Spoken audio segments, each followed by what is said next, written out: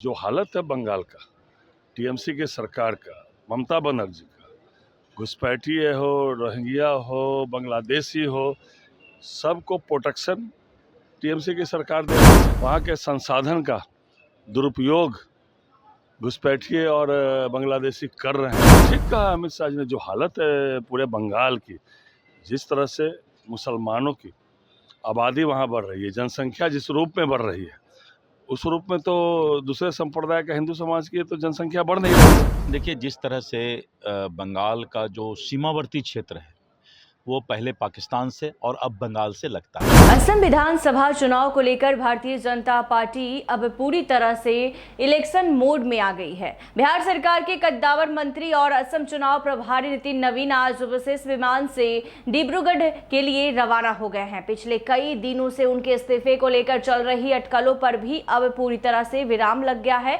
Patna airport पर दिग्गजों का जमावड़ा लगा रहा, जहां से विपक्ष पर तीखे हमले भी किए गए। आपको बता दें कि मिशन असम और चुनावी रणनीति नितिन नवीन को विदा करने के लिए पटना एयरपोर्ट पर बिहार भाजपा के प्रदेश अध्यक्ष संजय सरावगी, मंत्री दिलीप जायसवाल और दीघा विधायक संजीव चौरसिया मौजूद रहे। आपको बता दें कि नितिन नवीन वहां पार्टी के शीर्ष नेतृत्व के साथ मैराथन बैठकें करेंगे, बूथ लेवल की तैयारी करेंगे। इस दौरे का मुख्य लक्ष्य जमीनी स्तर पर संगठन को सक्रिय करना और अंतिम चुनावी रणनीति को धार देना है।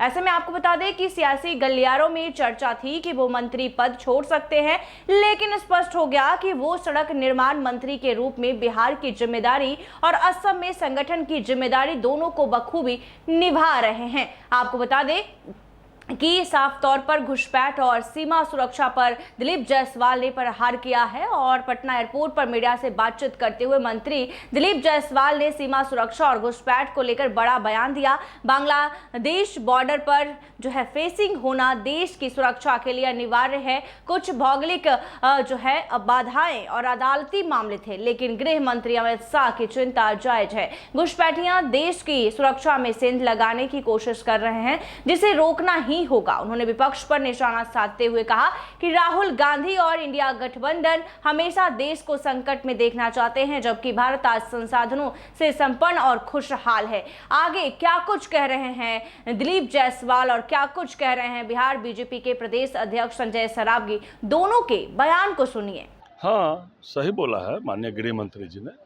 जो हालत है बंगाल का, टीएमसी के सरकार का, ममता बनर्जी का, घुसपैठिए हो, रोहिंग्या हो, बांग्लादेशी हो, सबको प्रोटेक्शन टीएमसी की सरकार दे रही है।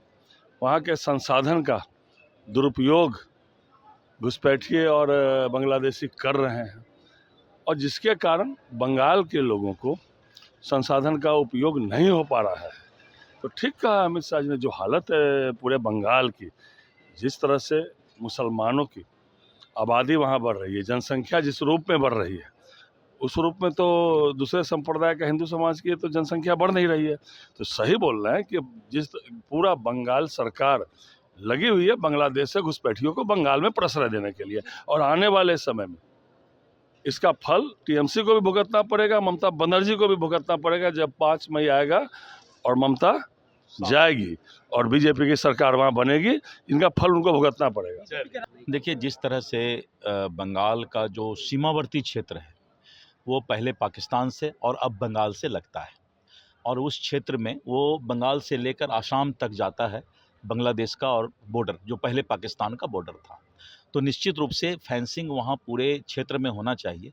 कहीं पहाड़ी है, कहीं नदी है, तो बड़ा दिक्कत होता है फेंसिंग होने में, लेकिन उसका गलत फ़ायदा जो है घुसपैठ उठा रहे हैं। तो इसलिए ये देश के लिए बहुत ज़रूरी है कि वहाँ पर फेंसिंग हो जाए और उधर से जो है देश की सुरक्षा में सेंध लगाने का प्रयास कोई नहीं करे। तो आपने सुना कि साफ तौर पर उन्होंने क्या कुछ कहा। दरअसल बता दें कि पटना एयरपोर्ट पर आज दोनों पहुंचे, जहां नितिन नवीन जो हैं कहीं ना कहीं अब बिहार छोड़कर जा रहे हैं और अपने जो है पद से इस्तीफा देने की उनकी चर्चा थी, लेकिन वो इस्तीफा नहीं दिए हैं। और ऐसे में बता दें कि तमाम जो मंत्री थे आज पटना एयरपोर्ट पर मौजूद रहे और कहीं ना कहीं उन्हें जो है विशेष विमान से जो है रवाना किया गया है। ऐसे ही तमाम खबरों के लिए देखते रहिए NBC 24। धन्यवाद।